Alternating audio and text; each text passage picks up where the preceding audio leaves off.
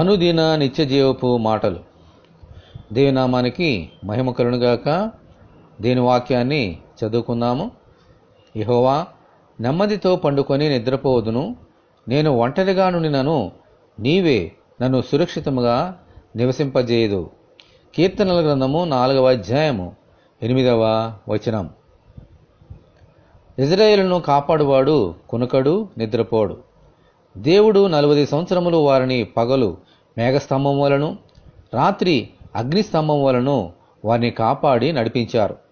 ఏ విషజంతువు గాని క్రూర జంతువు గాని వారికి ఏ హాని చేయనీయలేదు. రాత్రివేళ కలుగు భయమునకైనను చీకటిలో సంచరించు తెగులునకైనను నీవు భయపడకుందువు అని ఆయన మనకు వాగ్దానము చేశారు. మనము దావీదు వలె ప్రభు మీద నమ్మకం ఉంచినప్పుడు మనము కూడా నెమ్మదితో పండుకొని నిద్రపోగలుగుతాం. ఈ లోకములో మనం ఒంటరిగా లేము. నిన్ను విడువను ఎడబాయను అని చెప్పిన ఇమ్మానుయేలు దేవుడు మనకు తోడుగా ఉన్నారు. ఈ సత్యమును మనం గ్రహించగలిగితే ఒంటరిగా నుండినను సురక్షితముగా ఉండగలుగుతాం. దేవునికి మహిమ కలుగునుగాక.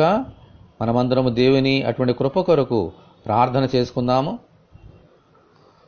ప్రభువా, మమ్ములను పగలు రాత్రి కాల్చినందుకు వందనములు.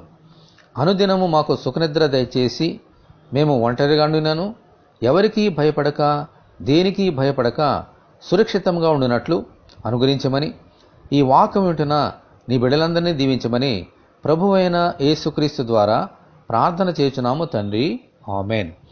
ప్రభువైన యేసుక్రీస్తు కృప మనకందరికీ తోడై ఉండి నడిపించునుగాక.